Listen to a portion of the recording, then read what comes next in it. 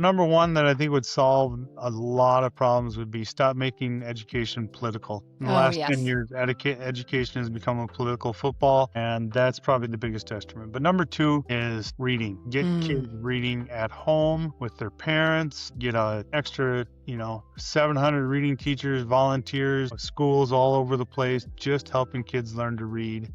Mm-hmm. And learn that passion for reading. And part of that's just modern technology too. For somebody to sit down with a book for an hour and not do nothing but look at pages, it's hard to do when you're a kid and Yeah. you're in front of a tablet all the time. But I would think that would just be just a nationwide focus on that. Hello, everyone, and welcome to the Brighter Together podcast. My name is Janet Courtney, and my guest today is Jim Reif.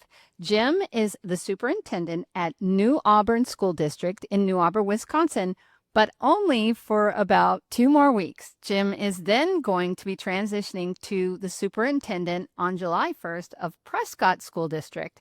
Jim, also in Wisconsin. Jim, thank you for joining us today. It's great to have you here. My pleasure. So, Jim, tell us a little bit about your background and how you got into being a superintendent. Well, this is my end of my 31st year in education, and I used to always say I would never be a superintendent. I taught for 19 years, mostly in Janesville, Craig High School. Taught a lot of algebra and a lot of biology. And the last 10 years of that, I was the lead negotiator and vice president of the Janesville Education Association. So representing a union of about 1,000 teachers. Throughout that time, I spent a lot of time working with teachers who were on challenges or on professional improvement plans, trying to help them become better educators and better for their students, but also from the union point of view, also make sure they're taking care of their fellow colleagues and doing what they need to do so the burden doesn't fall on the other ones. And that kind of led me into a strange way into administration. Wisconsin had Act 10, which was going to take away all the bargaining rights of Wisconsin teachers, and that's still in existence. Unions are pretty much non-existent in Wisconsin. Wow. And we negotiated a 3-year contract, and I knew I needed to get as far to the right of the salary schedule as possible, so I started taking classwork, and that classwork was to become a principal. So then still taught for a couple more years, and then I went on to be an AP for a couple years, and Tell our listeners what an AP is. an assistant principal. There you go. Thank you. And did a couple years there. That was working still mostly directly with students, but when you become a principal, I remember sitting down one morning in August writing up my plans for the summer, and it really kind of bugged me that it's so bad that I had to go take a walk because I realized my job wasn't to take care of kids anymore as a principal. Yeah. My Yeah. job now was to take care of the teachers and the staff and make sure they had everything. And it is a pretty big paradigm shift to no longer having that direct contact with teachers, with students. Yeah. And now you kind of work through teachers. And as the teachers have success, that's kind of how you have success. 1,000%. 1,000%. Let me tell you a little bit about me. I started my own company in 2018, Lighthouse Therapy, and I did the same thing. You know, I could serve 55 kids as an SLP, and I did it well and loved it. But I can't serve 2,566, but I can as a CEO. Same thing. Tough though. Oh, I cried. I did. I was like, I have to give this piece. It's like giving a part of yourself up, isn't it? It really is. And that's kind of, the different thing too for me is I go to Prescott. Right now I'm a dual role. I'm a high school principal and a superintendent. We're a small school of under 300 kids in New Auburn. I have a therapy dog, Hank, that all the kids love, and I get to build interactions and see the kids grow. And, I can think of some kids that I've seen grow a lot in the last 4 years I've been here. Now, as I transition to Prescott, I'm going to be in a central office. I'll still visit all the schools. I'll still get to know all the kids or some of the kids, and I'll get to know the teachers. But now my role is my job is now to take care of the principals and the special education directors and the finance directors and all the different supporting roles that are then, farther down the line. So It's a role I've been doing now, but I've been doing two roles where I've been the high school principal and the superintendent, and now I'm just going to be that superintendent slash CEO type Right. situation. So Yeah. And how many students are at Prescott? there's right around 1,240 kids. And Yeah. like a lot of schools around the country, especially in Wisconsin, the average school in Wisconsin is seeing a 4% decrease in enrollment every year just because people are having less kids than they used to.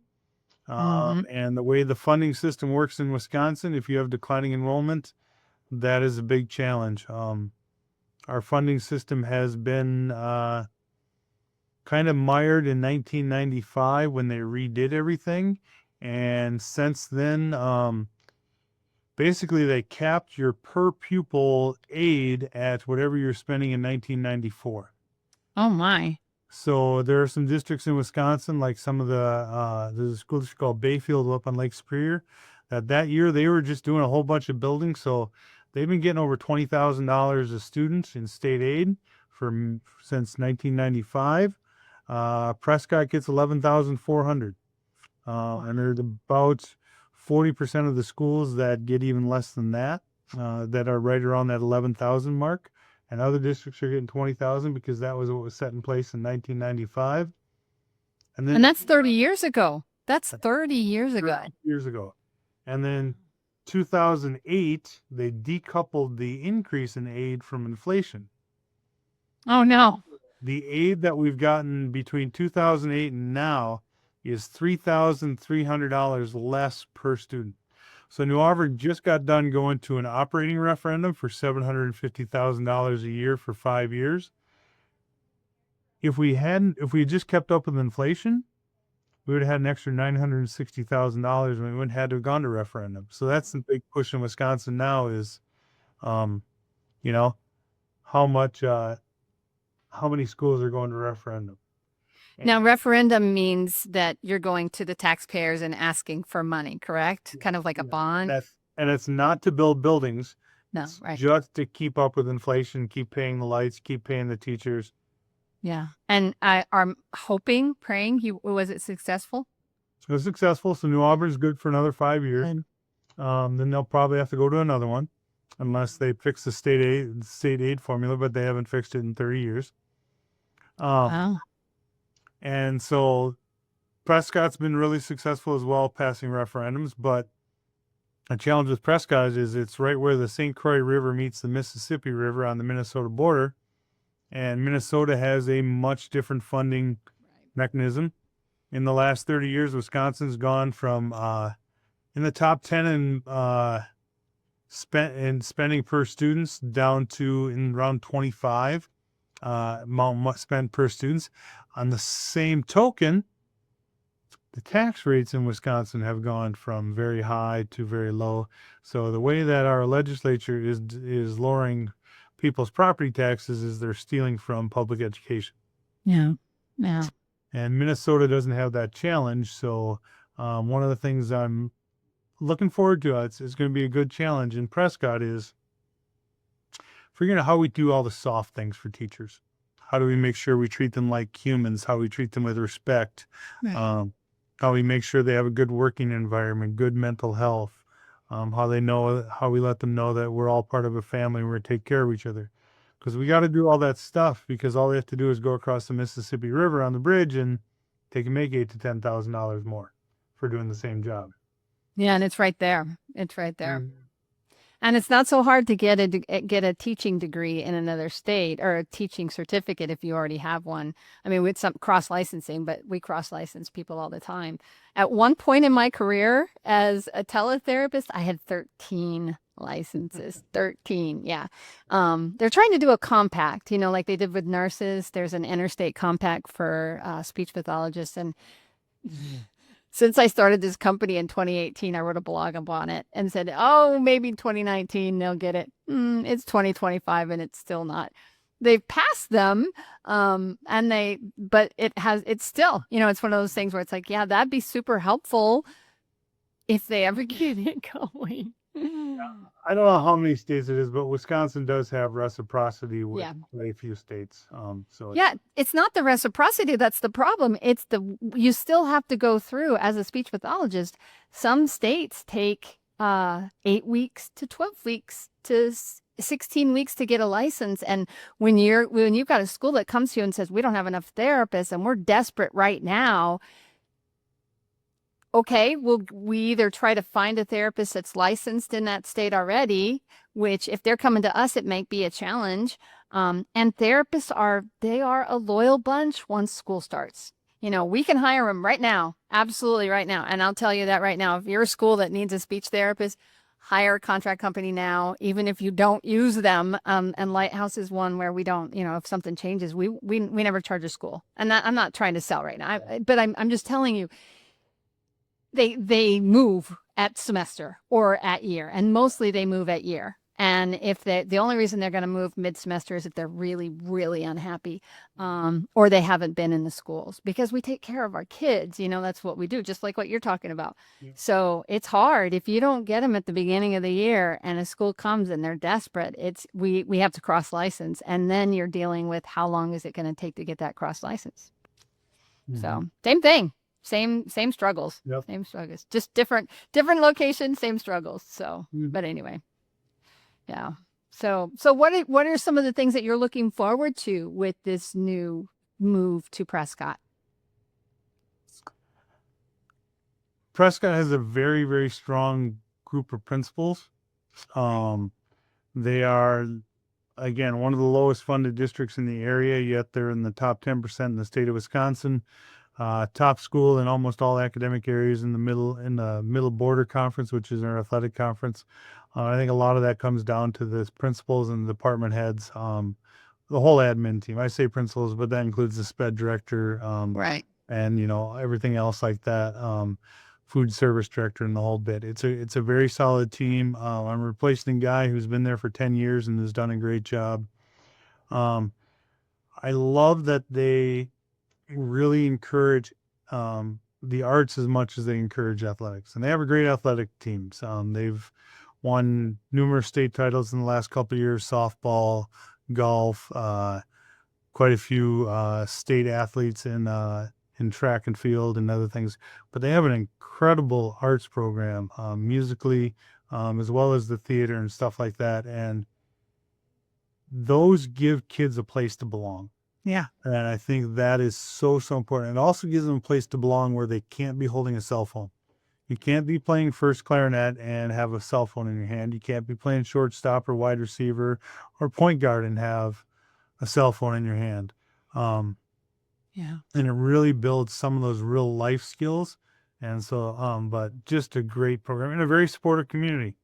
It's kind of tough because, like I said, it's just outside the Twin Cities. It's a half hour to the Mall of America. It's 5 minutes from Hastings, but it's a really supportive community. They have passed 2 building referendums in the last 10 years, as well as a $1.2 million operating referendum last year. So they know what's going on. They know how messed up the state funding is, and yet they're still saying, we're going to support our kids. We're going to support our Cardinals. And it's a great little community. I also grew up in a little town of 7,000 people in the middle of nowhere, Wisconsin, called Anago. And Prescott's about 7,000 people, so it's a good size. Especially to be at the Mall of America in 20 minutes. Yeah. I had my first experience with the Mall America. We went to the conference, the MACE conference. I mentioned it before while we were off camera, but it was super fun. My daughter and I had never been there. We're a family company, so she comes along with me, and John, our director, executive VP of sales, is dragging me to these shows because he wants me there. And I'm like, I think it's just my I always tell him, I'm like, I hate sales. I'm not the salesperson. I just love what I do. I love that. I think that my passion, if anything, is what sells it. But I'm not the one who wants to do the follow-ups and the calls and all of that. I just want to take care of the kids, right? I want to take care of the therapist so they can take care of the kids. But so while we were there, and before we flew into Minneapolis, and then we rented a car and drove up, and Brainerd. It was in Brainerd, Minnesota. So it was a 2.5 hour drive, which we got to see a lot of Minnesota. But it was fun. It was really fun. We got to, and my son loves Legos, so we went to took lots of pictures of the Legos in the middle of the mall. It was so fun. And I'm a huge crocheter. I started crocheting in December, just this last year. I think I've made 20 blankets, and just because I enjoy it, in my free time. So they had a crochet store in the Mall of America, and we sent a picture to my husband, and he was like, "No." But Yeah, they do have everything, and I more go to Minneapolis for some of the museums and yeah. a lot of the great, wonderful. We went to Trans-Siberian Orchestra and a lot Oh, of stuff like nice. that. So there's a lot of great things A there. lot of arts, yeah. So, Yeah. and then being right under Mississippi River, where the Mississippi and the St. Croix go together, there's a lot of boating and stuff like that that's around there, and that's wonderful. But it's gonna be a good community. It's got great facilities, great bones. We just got to figure out how to deal with that declining enrollment. What advice would you give to the super that's taking over where you are? I spent the morning with Austin this morning. Oh, he's already been identified. And so, Good. so we've been talking on and off. We've had 4 or 5 different meetings, just like Dr. Rick Spacuz has been doing a wonderful job for me in Prescott, getting me on board. It's a transition period, but we want to make sure it's as smooth as possible. Austin, I told him to trust his staff. He's got a great staff here. It's a small little district where everybody knows everybody, and to kind of stay with that boat reference, I always talk about I've had a few principal jobs and I'm moving again. That first 6 months, I just try to treat it like a canoe, and I'm going to put my paddle in the water as little as possible, just a little bit of steering here and there, and just try to keep it moving and spend that first 100 days, listening, learning, and then after that first 100 days is when you really start to lead. Right. So, Yeah. You got to figure out what the style of the people is and how they react to things. And yeah. what's working well, what needs to be changed, what doesn't need to be changed. Build some of those relationships with trust and rapport. Because until you have that relationship, people aren't going to listen to you anyways. Yeah. Very, very good. Very good. Well, so if you could, and you can't say money, we've talked about money a lot already anyway, but if you could miraculously change one thing in education besides money, which we know it needs to be fixed, obviously, what would it be? Just snap your fingers and it's fixed. What would it be? I got 2. Okay, you can tell two. That's fine. Not number one that I think would solve a lot of problems would be stop making education political. In the last Yeah. 10 years, education has become a political football, and that's probably the biggest detriment. But number 2 is reading. Get kids reading at home with their parents. Get a extra, 700 reading teachers, volunteers, and schools all over the place, just helping kids learn to read and learn that passion for reading. And part of that's just modern technology too. For somebody to sit down with a book for an hour and not do nothing but look at pages, it's hard to do when you're a kid and you're in front of it and you're in front of a tablet all the time. But I would think that would just be just a nationwide focus on reading. That's why I love Dolly Parton. Yeah. With all her extra money, she sends people books. God bless her. Yeah. Kind of thing. Yeah, you learn to read and then you read to learn. You got to know how to read to be able to learn. Yeah, for sure. And if you know how to read to learn, then you can teach yourself anything. Yeah. Yeah. Really, really, really true. I have my youngest is that way. If he has a passion for something, he just attacks it. It doesn't matter what it is. He finds something that he likes. And he's been doing this since he was little and just, learns absolutely everything there is to know about that one subject that's fascinating him. And then he moves on to the next thing. At one point he was into fountain pens, and actually one of them is still sitting right here at my desk because he learned everything there was to know about fountain pens. And I was like, okay, well, show me what, and as a parent, you're supportive, right? And so I have several fountain pens from my son at that point in his life. And this was probably 5-6 years ago now. So, but yeah, it's incredible to see the passion. And when children know how to read and know how to research, boy, it makes a difference for sure. It does. Yeah. Good job. All right. So, where should people go if they want to learn a little bit more about either one of these schools? And I'll let you plug them both. How's that sound? So Prescott is just prescott.k12.wi.us. Prescott is Prescott. And then New Auburn, or as we like to say, is Nauburn, is newauburn.k12.wi.us. So New Auburn has a famous guy by the name of Michael Perry who writes a lot of funny books. New York Times bestseller. Probably his most famous one is Population 485, which at the time was the population in New Auburn. Wow. He tells about his day meeting his neighbors while he was working as an EMT. So Wow. Very cool. Very, very cool. Well, Jim, thank you so much for your time. It's been a great conversation, and just have a great summer and enjoy that transition. thank you very much. It's been a pleasure.